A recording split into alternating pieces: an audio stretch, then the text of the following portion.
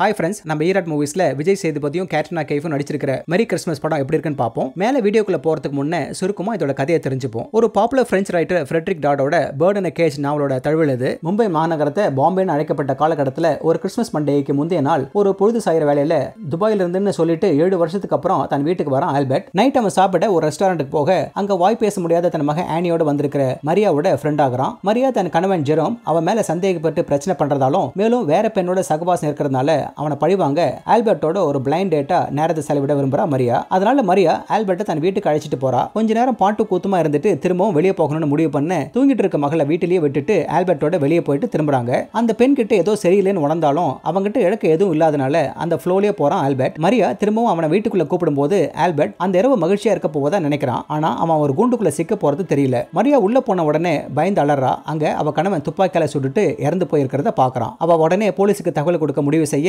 Alberto அப்பதான் ஒரு அதிர்ச்சிகரமான உண்மையை சொல்றான். மரியா உடனே அவனை வீட்டு விட்டு போக சொல்றா. ஆல்பர்ட் சொன்ன உண்மை என்ன? மரியாவோட கணவன் தற்கொலை பண்ணிக்கிட்டானா இல்ல கொலை செய்யப்பட்டானா? துபாயில இருந்து வந்த ஆல்பர்ட் யாருன்னு சொல்ல வரதுதான் இந்த படத்தோட மீதி கதை. இயக்குனர் ஸ்ரீராம் ராகவன் ஒரு ராத்திரிக்குள்ள நடக்கிற சம்பவங்களை சஸ்பென்ஸா கொண்டு போறாரு. ஆரம்பத்துல கதை மெதுவா நகரும் போது வேற படத்துக்கு போயிருக்கலாமோன்னு தோண வைக்குது. கொஞ்சம் கொஞ்சமா அந்த ரெண்டு பேருக்குள்ள இருந்து வெளியே வர நிறைவேறாத காதல், தனியாத மனவேதனைன்னு பரிமாறிக்கப்படுது. அப்போ ஒரு டிப்ரெஸ்டான சூழ்நிலையை மரியா உருவாக்கும் போது அதை ஆல்பர்ட் பாசிட்டிவா மாத்துறது அழகு. அப்படியே மெலிதான பாண்டிங் உருவாறத பாக்குறோம். அந்த ஜாப்பனீஸ் வேனை எரிச்சு விஷ் பண்ற விளையாட்டு நல்லா இருக்கு. ஆனா இதெல்லாம் கொஞ்ச நேரம் தான். டெட் பாடி ஆல்பர்ட்டோட உண்மைன்னு ஒரு ஷாக்க கொடுக்கும்போது நல்லா நிமிர்ந்து உட்காருவோம். அடுத்த ட்விஸ்ட் மரியா வேற ஒரு நபர் கூட அப்படியே ஒவ்வொரு செய்கையும் ரிப்பீட் பண்றதும் அதுக்கு மேல அங்க டெட் பாடி இல்லாததும் பார்த்து அதிர்ச்சி ஆகிறோம். அடுத்தடுத்து இந்த மாதிரி தாக்கப்பட்ட உடனே நம்ம இதை மிஸ் பண்ணோம்னு ஆகுது. கேட்ரினாவும் விஜய் சேதுபதியும் அவங்க பெர்ஃபார்மன்ஸை வேற லெவலுக்கு எடுத்துட்டு போறாங்க. இதெல்லாம் நல்லா இருந்தாலும் அந்த கால கதைப்படி போனதால சில லாஜிக் குறைபாடுகளை தவிர்த்துட்டு இயக்குனரோட ட்ரீட்மெண்ட்டை தான் நம்ம கவனிக்கணும். அவர் பாணியில சிறப்பா பிரசன்ட் பண்ணியிருக்கார். ஆனா என்ன, ஒரு கட்டத்துக்கு மேல அந்த கேரக்டர் செய்யற சில தப்புங்க எங்க கொண்டு போய் விட போகுதுன்னு நமக்கு புரிஞ்ச உடனே